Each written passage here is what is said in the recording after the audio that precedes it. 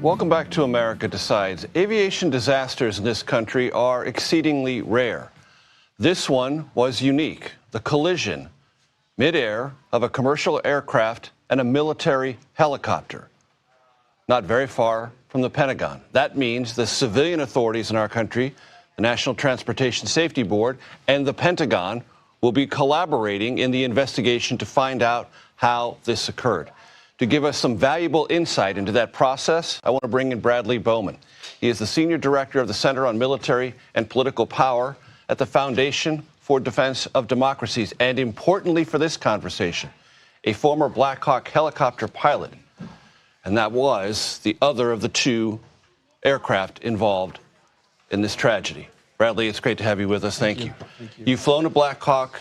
Have you flown this particular corridor in the nation's capital? Yes, many times. I was in the 12th Aviation Battalion for 2 years, and I commanded Charlie Company there, including on the night of 9/11, and I've thrown through that exact airspace many, many times.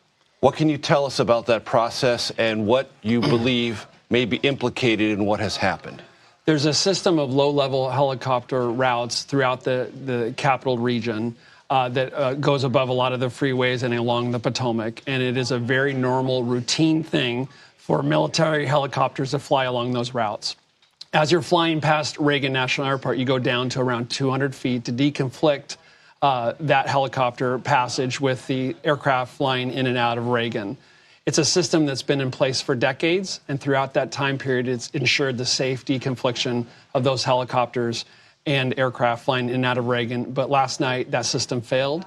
And I think it's really important to understand why, so something horrible like this never happens again. That hard deck terminology, 200 feet, how important is that in the safety of this entire complex system of movement of aircraft and helicopter? Throughout the entire system, there's a prescribed route and a prescribed altitude you're supposed to be at. And that altitude becomes particularly important right there at Reagan National Airport, because as you're flying, you literally have aircraft coming in and out, and you have to stay at that altitude. It's not really a hard deck. It's a don't fly above that as the helicopter, so that you have what we call in aviation deconfliction, just the spacing horizontally and vertically to make sure there's not a midair collision. And for some reason, that failed last night. Tammy Duckworth, Senator from Illinois, told our Nicole Killian that based on an FAA briefing, air traffic control spoke with the helicopter crew, to her knowledge, twice, and the helicopter crew acknowledged instructions about where to be twice. Does that tell you anything important? That sounds like the routine protocol. When I would be flying north to south on the Potomac, you'd check in as the helicopter pilot with the tower at Reagan, and you would not proceed past Key Bridge, for those who know, unless you had clearance to do so, or you wouldn't go past Wilson Bridge in the south without clearance to do so. And there is recording, and it is a limited insight into the air traffic control communication with the helicopter, but it does have an ask and answer process in which the control tower asks, do you see the regional jet? Yeah. And there is an affirmation or a confirmation, yes. Yes. And yet this catastrophe occurred. Yes. Is it possible air traffic control and the crew on the helicopter were talking about a different plane being observed? That's exactly what I was going to say. If you look at the video closely, there was another aircraft taking off. And so what may have happened, and we're going to need to follow the investigation. This is informed conjecture, respectful of the investigators, of course, and the gravity of the situation, is that the crew would have checked in at Key Bridge. They would have given them permission to proceed, speed up, slow down, hold. They would have proceeded. They say, we have an aircraft taking off, runway, whatever. Do you see it? Go behind that. They would have said, we'll comply.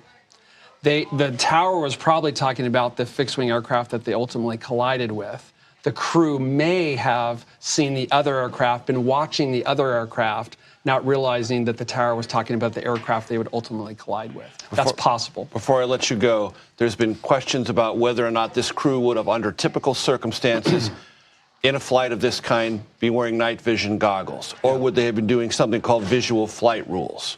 Right. When I was flying this more than 20 years ago, we didn't have night vision goggles, and it was just fine, and it was safe. In this situation, night vision goggles, I think, would almost be unhelpful because it reduces your field of view and your peripheral vision. And over a city with lots of lights, that's too much light for night vision goggles. So that will be a key investigation. Were they wearing NVGs, and how did that impact what happened?